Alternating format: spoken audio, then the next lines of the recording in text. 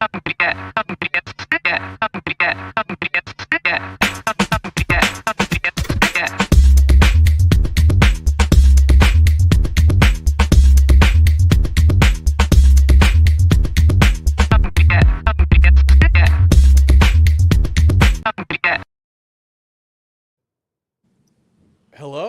Chris. How are you? Good morning, Anthony Franco. Happy over 150 episodes on How to Founder. How does it feel to be 151? We made it.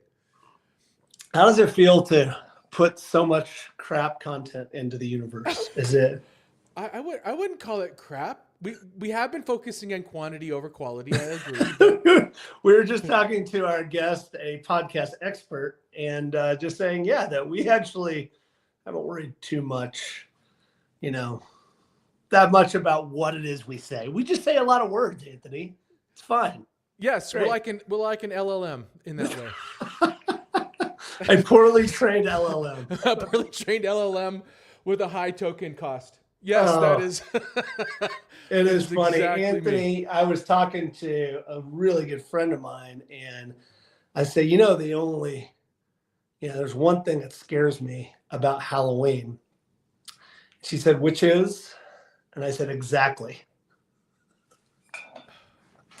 A pun isn't fully mature until it's fully grown. And I think that one is fully mature. I think that one was funny, which is exactly. Exactly. Sometimes when you say the dad joke over twice, it just gets funnier. I don't know why, but I'm starting to recognize why my kids roll their eyes. Please tell me. Because the dad joke is only funny to the person telling it. You're looking for the oh, I can't believe you said those words out loud. And it's funny to the teller, but it's just miserable for everybody else listening to it. It's sort of like this podcast, Anthony. It's funny for us. Exactly. It's funny for us, and exactly right. Painful for other people that are doing it. Anthony, why do the processes you build never get used? Anthony, why? Why do they I have never answers. get used? Shocking statistic. According to a 2022 Nintech study, 49% of employees waste time on manual processes that should be automated. Amy Hoy of Stacking the Bricks, hit this wall where product sales stalled. Her detailed process docs became shelf-ware because they solved yesterday's problems, not today's fire drills. Today on How to Founder, we're talking about podcasting. We're talking about dad jokes. We're also talking about systems and processes. I'm your host, Chris Franks. With me is the bespectacled, also, anti-dad joke. You haven't brought your dad joke today, Anthony. I did. I just said a pun doesn't until it's fully grown. Although I do appreciate the fact that now we're doing a deep psychological analysis of dad jokes, which with us today is Mr. Colin Gray. We've decided Colin has built multiple seven-figure businesses, even though technically it's only one seven-figure business, but we're going to call it multiple because we call it multiple things. The Podcast Host and Alitu, by treating systems like products, he's helped over 50,000 podcasters launch shows using repeatable processes that actually work. Colin, how many of those podcasts were better than How to Founder? Be honest. It's okay. We don't get our feelings hurt. Well, maybe your top half at least. Sure. Okay, that's so you're saying we're average. Okay, C's get degrees, Colin. C's get degrees. Above. It's what you aim for. Above average. By the way, Chels in our comments on YouTube said that one was actually funny. It's the best comment we've ever gotten about any of our dad jokes. Might be the only comment we've ever gotten about any of our dad jokes too, Anthony. So, yeah, that was you're a new favorite listener, Chels. We appreciate that. That's incredible. All right. It's easy to have a favorite when you only have one. When you have one. Colin, let's get into the meat. Let's get into talking about processes here. Why do most founders build processes that end up getting tossed away, that get thrown in the trash can? I love the term shelf-ware. I've never come up with that, heard that before, but Anthony, your AI was smart on that one. I mean, we all think we have to, don't we? We all know we have to create process, we have to create system, but it's actually sticking to it is always the trouble. We end up writing something, we create some documentation, we put things in our wiki or whatever we use for our company, but then just never actually remember to look back into them when things are on fire. I think that's the main trouble, isn't it? Like you end up creating this process, but you don't actually create the routine to use it. Is that what you guys find more than anything? It's like, I love this topic because it's such an epidemic. It's like, Anthony, I feel like when founders, when shit gets out of control, it's like, you know what we're going to do? We're going to get organized. We're going to get organized. We're going to come up with processes. We're going to come up, when this happens again, we're going to be prepared fully without knowing that the next fire is going to be completely different than the one that we completely have. I mean, has that been your experience, Anthony? Well, I think it's kind of ironic that most founders become entrepreneurs because they don't want to follow somebody else's stupid processes, only to then develop their own stupid processes. So exactly. I think it does come full circle, and we kind of deserve it. I will say I have been a part of systems, and I have built processes that actually work. But the only one, I would love to get your feedback on this, Colin, because the processes the systems that I've set up, or the systems that I've followed, the ones that worked the best were analog. They were in person. They required the team, to be in the same place and collaborate in the same room.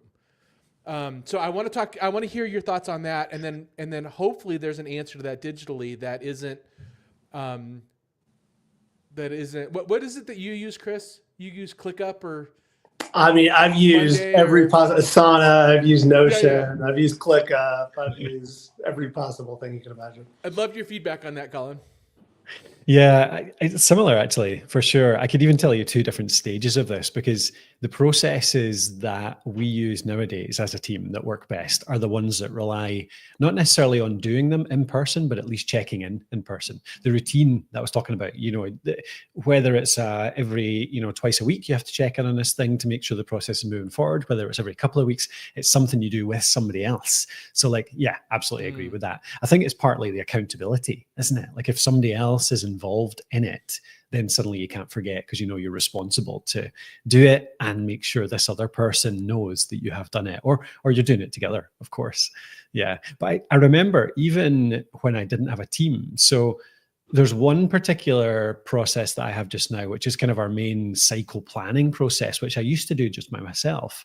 And so I never had other people involved in that. But the way that I brought in that accountability was, and it's kind of only kind of making sense to me now, actually, now that you mentioned that, is I used to post it. You remember, like, you'd join a community or a business forum, whatever, and you'd end up being in the accountability part of that forum. You'd post your plan every couple of weeks, and then you'd have to go back and post the results. Like, it's quite a common way people get that accountability when they're on their own. That's how I did it. I would post this thing, and my process was I would come back every 2 weeks. And so I would have to check in, review that plan.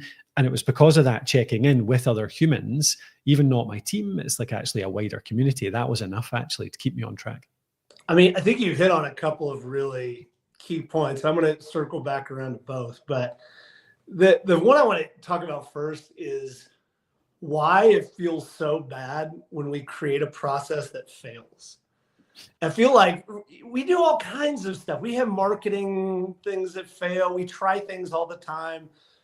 But when a process breaks down, Anthony, for some reason, there's like a sunk cost fallacy that we have. Like, oh, clearly because the process failed, it's because we were disorganized or didn't, follow it or something. Has that been your experience? I always feel like it feels really bad when I take the time to create a process and the process fails, even though everything fails at a certain time. Well, I think it feels bad. Well, here's the thing. As an engineer, when I code something, it either works or it doesn't. It's binary. And And my mistake was always treating people like code. Like, I just need to develop this process that everybody will follow. And then you get frustrated that you know, it's the Matrix. It's the Matrix quote from the architect. Its beauty was only surpassed by its failure. I just love that quote, because that's exactly what every process I've ever tried to create, the first version of it, has looked like. It's like I've way over engineered and nobody follows it. Yeah. I mean, Colin, has that been, I feel like we spend a lot of time and energy trying to solve for these problems that we address. And we know that business, not just startups, but business is about solving problems. Like that's what we do. Startups, they tend to be more acute, more painful, and more existential, I think, than some of the other processes. But we go through, we create a process. How often do you find that those processes break down, fail, in Anthony's case, are too restrictive or too loose? Most days, to be honest. I mean, it's always an iterating process. Like even saying first draft, like first version of something, like I almost don't think of our processes, our systems as versions anymore, because they change almost every time I use it. Like I'll change something about it, like tweak a tiny little thing just about every time we use a process, because we realize that. And I think it's probably worth having the mindset around it where it's not breaking exactly, because the way we work changes every day, doesn't it? Whether you're working on a different project, you're working with different people, the team's got bigger, smaller, whatever it might be, the work is changing. So the process has to change as well. So of course, if you keep it the same every single week, it's going to break, because the things it's trying to manage have changed. So I think it's just about actually being quite open and fluid and accepting of the fact that pretty much every time you use it, you're going to have to tweak this little word here, add an extra little step there, change this step here. And that's okay. Actually, that's what keeps process effective, I think. I think that's probably one of the biggest takeaways for me, Anthony, is that when I first started, I thought process should be rigid. It's a process. This is how we do this work, right? I kind of look at it now that it's now a set of rules that is almost designed to be broken. This is going to be a nerdy example, but it's common law versus code law. It's like, hey, yes, this is the way we're going to try to do these things, but don't feel so rigid that you're not going to do the right thing. Anthony, has that been your experience? Yeah, it's really funny. So I'm doing a lot of parallel work in AI around process. As you know, Chris, I'm working on this thing called AI First Principles, and which is about automating, operationalizing automation and AI within enterprises. And you may know him. His name is Dave Thomas. He was the pragmatic programmer, and one of the original authors of the Agile Manifesto. And he had this really interesting insight on process and automation and how it correlates now to AI. And what he said was, you don't want to anthropomorphize it, but AI behaves more like people than code, in that it is, you have varying degrees of probability if something's going to work. It's not yes or no, it works. It's likelihood to work or not. And that's exactly how it is when you manage people. You want to develop processes to handle the edge cases for sure, but you also have to recognize the fact that when you implement a process, it's going to break because people are imperfect. And AI is exactly the same way, in that if you expect it to output the same result and follow a rigid process, it will break.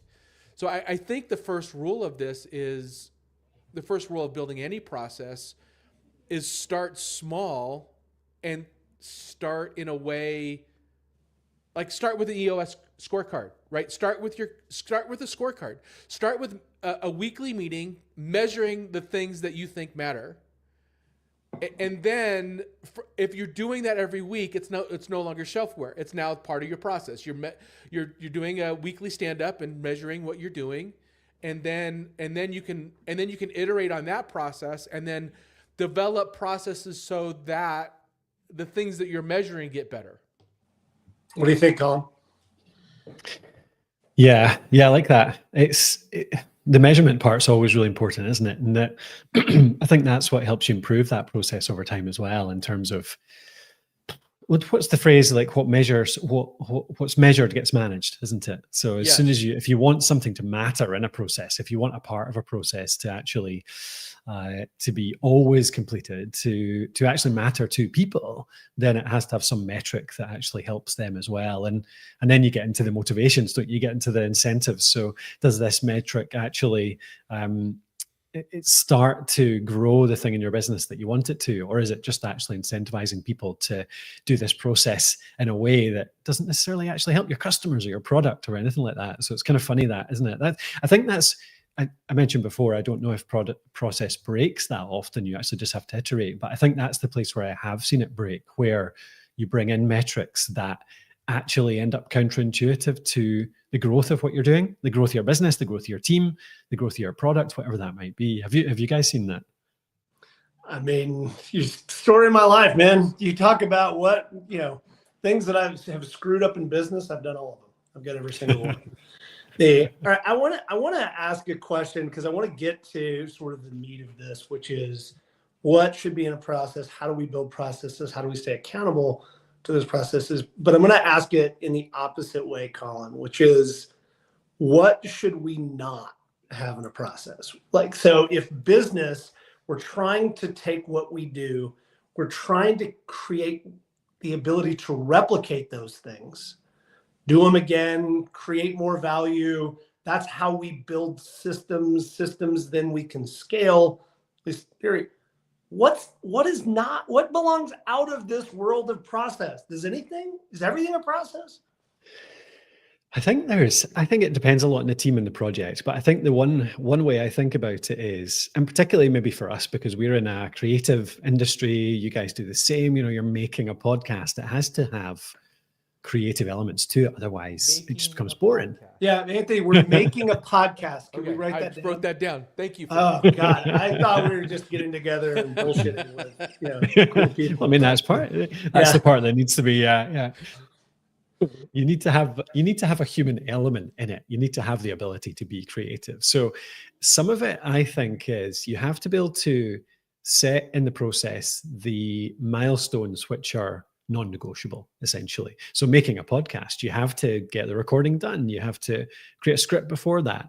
But I wouldn't necessarily map out how somebody makes the script or how they even lay out the script, because actually that's where a lot of the creativity comes in. So I think that's where this experimentation comes in. And I think you said it, Anthony, like starting as lean as possible, actually.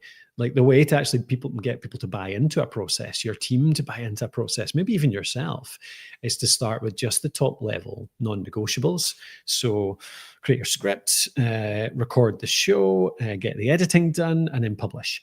And then you see where in there you can actually allow a bit of that creativity. Like you need to be able to let people have fun with the creating part, to let them script out in different ways, to bring in the dad jokes, all that kind of stuff. Like that's where you need the creativity to come in. Actually, I think that we're getting feedback that we should create a process of ignoring all dad jokes. Exactly. I want to ask Chris's question in a different way. Yep. How do you prevent process from becoming bureaucracy? Ooh, great question. Yeah. And destroying creativity, basically. I think a big part of it is in making sure that the team that use it are aware of the fact that process and systems and even constraints actually breed creativity. Because if you're a person, it doesn't matter if you're making a podcast or actually you're just solving problems in a creative way, like as a programmer or an architect or somebody that just does spreadsheets for a living. You still bring in your own problem solving process and your own creativity, and you'd have to make sure that people know that as soon as you can get some of the drudge work, the boring parts, the things that just have to happen every single time, as soon as you get the requirement for you to remember that every single time out of your brain and onto a piece of paper, it frees up your brain for all of the other much more creative and rewarding parts of your work. That's a really interesting perspective. So I first grimaced when you said free up your brain for creativity, because processes can be so that you don't make mistakes, or that you follow, so that you produce consistency. But and so they can be really important. They can also be life critical, like in healthcare or in architecture, right? If you so in a lot of industries, you don't follow the process and people die, or systems collapse, or somebody loses all of their money. So I think what I heard you say, and correct me if I'm wrong, is essentially checklists, right? So processes can be boiled down to real simple ones, are just checklists. You put in the checklist the things that cannot change, and leave room for the creativity outside of those margins. Did I miss something, or is it really that simple? No, that's it. That's how I look at it. Yeah, for sure. Because as soon as you take out, as soon as you take out any choice for people, that's when they just check out altogether, don't they? Your team, if they don't have any control, if they don't have any agency, any agency at all, they're going to hate it, and they're not going to do a good job for you. But if you give them the what and the why, here's what we need to do, that's the next step in the process, that's the next tick box, and here's why you need to do it, then let them figure out the how. And actually, again, sometimes there actually does need to be a process. Maybe there's a process for, doing the checking, like the other life critical one, maybe flying a plane. There's checklists for everything in that. You don't really want to put too much creativity around how people check the flaps still work. But for the most part, we're talking about like office jobs, running a business, stuff like that, where actually you want people to bring in a bit of their brain power, a bit of their creativity. So yeah, it's the what and the why are those steps in the process. And then the bits in between that are when people actually bring in their agency, their autonomy. I think that the piece that I'm taking away from this part of the conversation is where we started, which is we have a tendency to over-engineer processes and kill the creativity. I think, Anthony, you said it off the very start of the show, which is the main key here is to make sure that we keep the minimal amount of have-tos. What do we have to do? Great book called the Checklist Manifesto as well. It talks a lot about this, which is what are the non-negotiables? Colin, to your point, flying an airplane, there's a lot of non-negotiables. Like you got to do this. However, also giving the pilot that responsibility to make those decisions. I want to get back to something you touched on earlier, Colin. It's accountability. So we know the only thing we're sure about in early stage companies is there's going to be chaos. There's going to be fires. We're going to start with this idea, and I'll give you a perfect example. My current company, we're trying to do an agile approach. We're trying to do quarterly planning. Quarterly planning week comes along, and a fire pops up. We have to jump on it. There's two of us full time in the company, and now we're 3 weeks in, and quarterly planning hasn't happened. How do we hold ourselves accountable with this knowledge that there's also systematically there's chaos, right?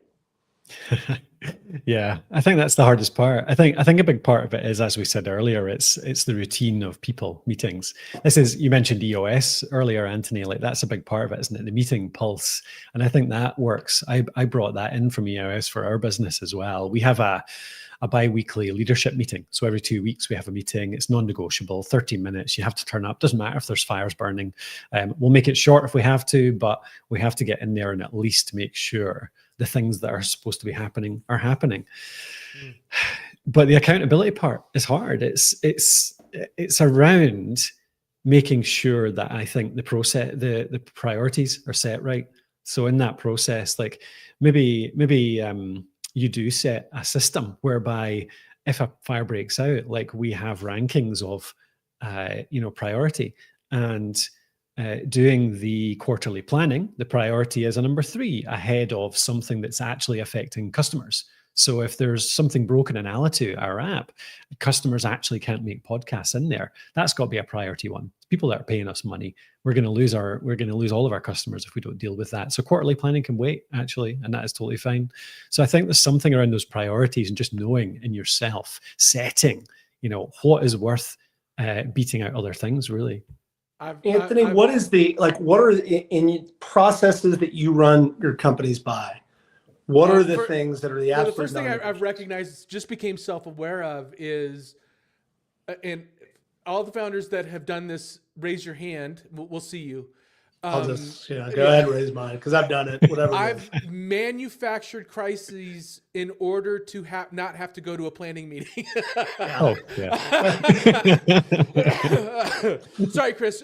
Your question. What was your question again? I think it's the what are the absolute non-negotiable touch points as far as a process. And to Colin's point, so the L10 and EOS, right? The L10 in the EOS system is the cornerstone. It does not get canceled. If it gets moved, it gets rescheduled. If one person has to leave, it's okay. But if two people, you have to reschedule it. There is process around making sure that you are getting together as a group, as a leadership team, and talking about the things that matter. I totally agree with that. Yeah. What's your things? I've said this, I don't know how many times, and people are probably tired of it.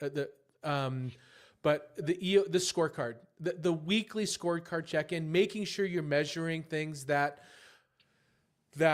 really do matter, and doing it with the team that has the authority and autonomy to make improvements on the things that you're measuring. That is the easiest thing to get started, but it is critical that, one, you don't miss those weekly meetings. And two, you don't turn those meetings into brainstorming sessions on how to solve problems. It is essentially, this is where we're at. What are you going to do in order to move the numbers this week in the right direction? That's it. And then you can spin off those conversations about what you're doing and how you're doing it to different conversations. But measure the things, the high level KPIs in your business that's going to move you forward week by week. So critical. Colin, Anthony is like, I actually agree with him for the first time ever in 151 episodes. I think he's got a pretty good point. I mean, is there anything else that it's like the non-negotiable every single week, every 2 weeks, whatever it is, as far as the things that you have to do that have to be part of the process? Yeah. We realized a mistake. This maybe ties into someone you realize, or you asked about earlier, and what you actually bring in process for and what you don't. And one point of view that I've heard somebody else say was around, it's just where you find mistakes. So don't create a process until you've made a mistake. And then you create a process that actually fixes that mistake in future, or tries to avoid it as much as humanly possible. And I quite like that, because that is a way that keeps it quite lean. It means you're not over-engineering things that are working already. People are doing this thing and that thing all perfectly fine. Don't bother making a process for that. It's working. But as soon as a mistake fine and creeps dandy in, unless you're a heart surgeon. So I agree with you, unless you're a heart surgeon. I agree. But let's also again, not agree life critical. You and I are not qualified to be heart surgeons. So let's just stipulate that up front. Yeah. I think there's one other piece here that I just want to touch on, which is, oftentimes as founders, we're allergic to this part of the business. We don't want to do it because we personally want the freedom and flexibility to go do stuff. We don't want to be locked into even sometimes weekly meetings, Anthony, feel bad. And I want to do whatever spreadsheet I'm working on a given moment. How do we think about processes as our businesses build, right? So we don't want to I've seen startups do this countless times, Anthony, of I go in and it's like, there's 3 people and they're like, well, Mondays we do X and Tuesdays we do Y. And it seems incredibly, I don't know, boring almost in a startup. Is that good? I'll start with you, yes. Anthony, first. Like, is that what we want to do? Do we want to over-engineer early and then pull back? I am fascinated by this subject that Rob Wilson taught me, called risk burn down. He learned it from a former NASA administrator. And everything should be about reducing risk. And so looking at the biggest risk item and what can you do to reduce it. And early on, there's lots of risk all over the place. It's overwhelming. And solving problems is, you could call it, for some distorted people like you and I, like the 3 of us, fun to solve those problems. But at some point, you've mitigated a lot of the risk, and now there's good processes in place that you've put in place that you shouldn't disrupt. You should leave them alone. You should get in, and businesses as they mature get into a routine. Otherwise, you're just building a business that constantly embraces chaos, which you're not burning down risk. You're just constantly introducing chaos. You just do what I do, which is create more risk. Colin, same question. I think it's actually a fairly good friend. I've agreed with Anthony twice. Wow. This is a new record. Well, 3 times. You have no hair. There's a third time. I mean, I got some good facial hair though. So I think it's a good framework. But same question is, how do you look at it from early stage? How do you not over-engineer processes in very early companies? And how do you make sure that as you're growing, that you have the appropriate level of process for the appropriate size of company? Yeah, I think there's actually, and again, an argument for the fact that you're adding almost risk by doing too much process in the early days. Like in the early days, you don't even know what it's going to be like next week, never mind, a month from now. So you spend time on process and actually something entirely changes. You have to make like a big pivot. You bring in a new member of the team that can do something entirely different that you didn't know about before. There's all sorts of things that change sort of so much just week to week in those early days that bringing in process actually almost adds risk because you're spending time on things that don't really matter too much. But I wonder if I think maybe that's how I think about like when and how to add it, is thinking about what is that most important thing. It's like you said a minute ago, actually, Anthony, about the level 10 meeting. Like, what is the thing you're doing this week, this month that is getting us towards that next most important goal? And there's an argument for having a process for that, for sure, to make sure you're getting towards that goal. But anything outside of that right now, then forget about it. But then obviously as you mature, as the team gets bigger, that's when you start bringing in more and more, of course. But yeah, it's tricky. It is really tricky in the early days because you're so clueless really about what actually the world is going to be like in the next week or two with a company that age. Anthony, I want to ask you one quick question and then let's get to the speed round. How do I think about removing processes or processes? I don't know, whatever the plural is. So processes. How do I think about removing those? And so, my favorite metaphor on this is the Chesterton's fence paradox. Oh my God, he's quoting paradoxes now, Colin. I love this one. It's really simple. It is. You buy, I'm gonna bastardize it, but basically you buy acreage, you buy this huge plot of land, and there's a road running through it, and you're going down the road, and there's a fence going across the road. There's no gate. There's a gate coming. It's called the fence paradox, but there's a fence going across the road, but only across the road. Colin. It's nowhere else. It's just across the road. The fence is just across the road, and you're like, I'm gonna tear that down. I'm just going to, it doesn't make any sense. I can just walk right around it. Should you? Should you understand why it exists first? And so when you're deleting a process, the first thing you need to understand is, why is it here? Why did somebody create this thing? It may be redundancy. It may be because Sally forgot to do the fourth check in the regulatory compliance, or it may just be that it was over-engineered to start with. But you have to understand why that thing exists and get to the root, and then before you delete, see if you can improve it. If you can improve it, great. Or if you can skip it and nothing happens, it's still kind of scary. You got to find out why. Colin, I want to just ask the follow-up and then we'll get to the speed round. So if we take a process away, oftentimes as founders, it feels like we're admitting failure to our team. How do you walk in and say, okay, look, what we tried isn't working here. We're going to do something different, without you feeling like you've lost faith or you ask somebody to do something that's been completely pointless now for, 6 years in some cases. Yeah, quite tricky. I mean, do you know what? I don't have a good answer for this because I've done that a lot. The culture I tried to build in my whole company was around changing many and often things. It's what is it? Strong beliefs loosely held. So as soon as I have a strong belief that this process should exist, but actually as soon as something exists to make me think differently, then we change it.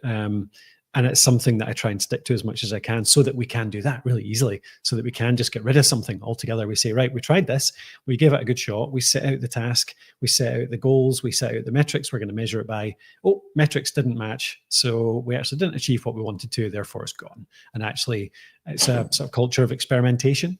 So I think that is a big part of it. And I suppose if you don't have that already, that's something you can start to do. It goes back to, it's almost like a cliche these days, isn't it? Like celebrating failure, but being able to actually help people run those experiments with some metrics around it so that you can tell whether it worked or not, and then just throw it out if you can, then suddenly you can move a lot faster that way.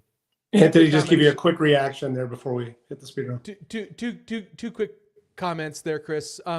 One, if you're expecting as a founder to save any face, you shouldn't be a founder. And two, if you don't celebrate failures, you pretty much have nothing to celebrate. So that all needs to go out the window. That's all ego, I think, and that just it kicks you in the knees quite often. I think just there is a sunk cost fallacy about feeling like you're right and wanting to be right and wanting to. But again, startups typically will cure you of any, I don't know, confidence, ego, whatever it is that you want to say. All right, Colin, are you ready for the speed round? Let's do it. Oh, you missed.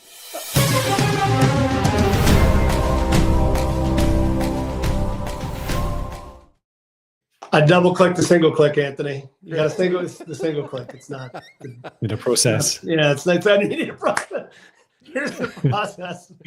Anthony, you just need to do all the actual production stuff. I'm going to screw it up every single time. All right, speed round. First thing that comes into your mind, just answer quickly. Systems before you hire, do you agree or disagree with that? Yes, I agree. Okay. Most process documentation is procrastination in disguise. True or false? No, false. Definitely false.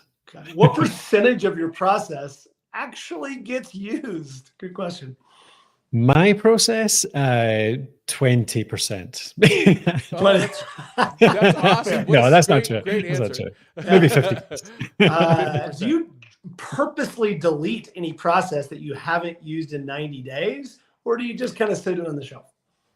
Oh, I definitely haven't, but I should. That's a good rule to have. Yes, I think it is good. And manual repetition or premature automation. Do you try to automate early, or do you just do the process a bunch of times before you automate? I do manual for a few times and then automate as quick as I can after that. Once I've nailed down what it needs to be, then automate. Absolutely. I think that's like Anthony's just like, yes, that's the thing. Don't automate bad processes, Anthony. I think you've said that a time or two. Anthony, founder fundamentals. What have you taken away from the conversation? I'll try to go through these. The first use test. If you can't use it within 48 hours, you built shelf-ware. What you measure gets what you measure gets managed. I love that. Processes or checklists should be hard coded for things that should not change, or but have a minimal amount of have-nots. The process debt principle: every undocumented repeated task is technical debt in your operations. And the iteration threshold: document only after you've done something successfully 3 times is what I wrote. I like it. Deep dive resources. Work the System by Sam Carpenter. Have not read that one, but the Checklist Manifesto, Atul Gawande, very good book. It also does talk about where freedom and flexibility and creativity should show up in your business. But we're going to just call you, Colin. We're just going to, come over to Scotland, hang out, have some scotch, and talk about processes. Where can we find out more information about you? Where can we connect? Where can we just, give us your cell phone number. We'll call you. Yeah, thank you. Yeah, thanks, guys. It's been great to come on. So our podcast app is over at alitu.com. So that's alitu.com. So if anyone's out there thinking they want to start a podcast, go and check that out as a tool for recording, editing, and publishing. And everything we publish is on thepodcasthost.com. So that's our content site. Really, we write about everything podcasting, run podcasts on it, videos. So yeah, anything podcasting you'll find over there. We should remember actually going and learning something about podcasting, Anthony. Maybe that would be. One of us should. Yeah. All right, everybody. Colin, great conversation, man. Please be sure to visit us on howtofounder.com, where you can connect with us on LinkedIn and subscribe to our YouTube, Apple Podcasts, and Spotify channels. Chris, we say this every episode, but I believe it every time we say it. Our listeners are the pioneers of economic prosperity, and we are truly grateful for being here along the way. Colin, thank you so much. Chris, we'll talk to you next time. Take care, guys. Cheers.